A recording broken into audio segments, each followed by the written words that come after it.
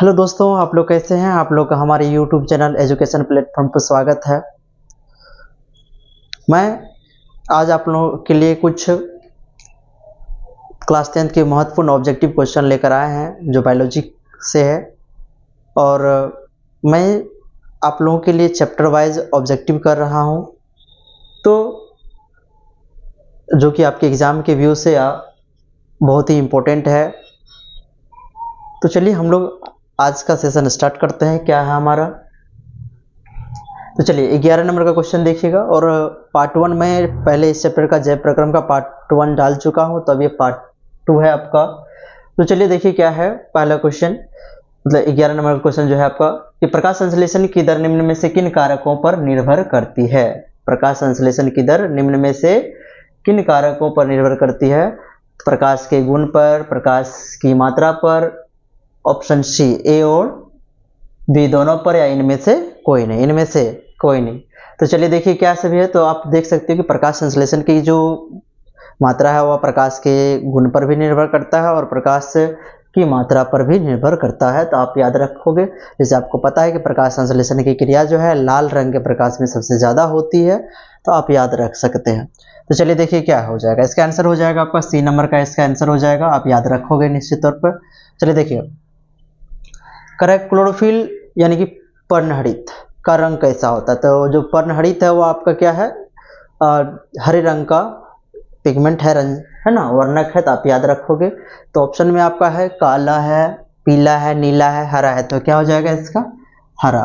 तो क्लोरोफिल किस रंग का होता है, तो आप कह सकते हो हरे रंग का वर्णक होता है ये।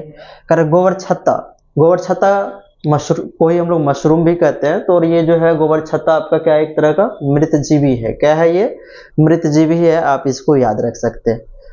गोबर छत्ता जो कि सीधे तौर पर कार्बनिक यौग, घुलित कार्बनिक यौगों का अवशोषण करते हैं, तो आप याद रख सकते हैं। मृत जीव जंतुओं पर निर्भर रहता है। उसके बाद है कि कवक में पोषण में कौन सी पोषण विधि होती है। तो कवक जो है एक प्रकार का परजीवी है, तो इसलिए इसको परजीवी पोषण है। इसमें कौन सा, सॉरी, कवक जो है एक प्रकार का क्या है, मतलब ये मृतजीवी पोषण करते हैं। कवक किस प्रकार का पोषण करते हैं, तो मृतजीवी। कौन सा, तो आप याद रखोगे कि कवक जो है कौन सी, कवक में पोषण की कौन सी विधि होती है, तो वो आपका मृतजीवी कौन सा होता है, मृतजीवी होता है। आप ध्यान रख सकते हो इस बात का, ठीक है। करस्वापोषी सॉरी, कवक में पोषण की कौन सी विधि होती है, तो आप याद रखेंगे मृतजीवी। कौन सा, मृतजीवी। चलिए देखिए अगला क्वेश्चन हमारा जो 15 नंबर का क्वेश्चन है, कर रहा है कि रंध्र का मुख्य कार्य क्या है। तो रंध्र का मुख्य कार्य में देखिए जैसे क्या सभी ऑप्शन क्या सा दिया है, प्रकाश संश्लेषण है, गैसों का विनिमय और वाष्पोत्सर्जन है, पोषण है और भोजन का परिवहन है। तो रंध्र का मुख्य कार्य जो है आपका क्या होता है, गैसों का विनिमय और वाष्पोत्सर्जन होता है। इस बात का आप लोग ध्यान रखोगे, ठीक है।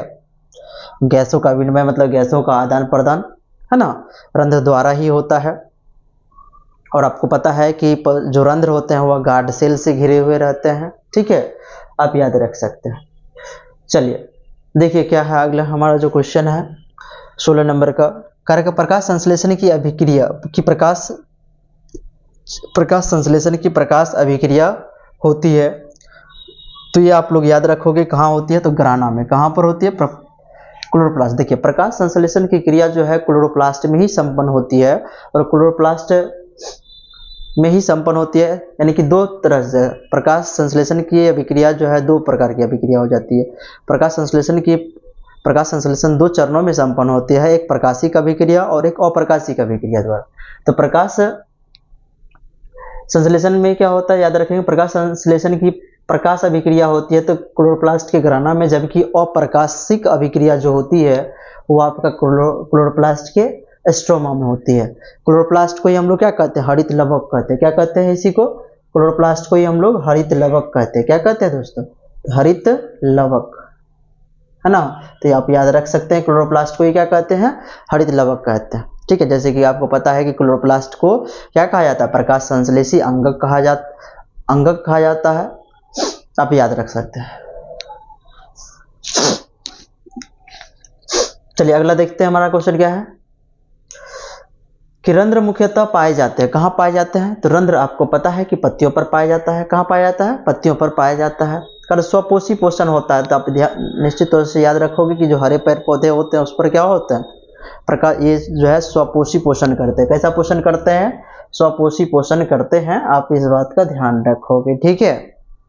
उसके बाद है कि कौन सा एंजाइम वसा पर क्रिया करता है, कौन सा एंजाइम वसा पर क्रिया करता है, तो आप ध्यान रखोगे कौन सा एंजाइम वसा पर क्रिया करता है, तो वो आपका हो जाएगा लाइपेज। कौन हो जाएगा?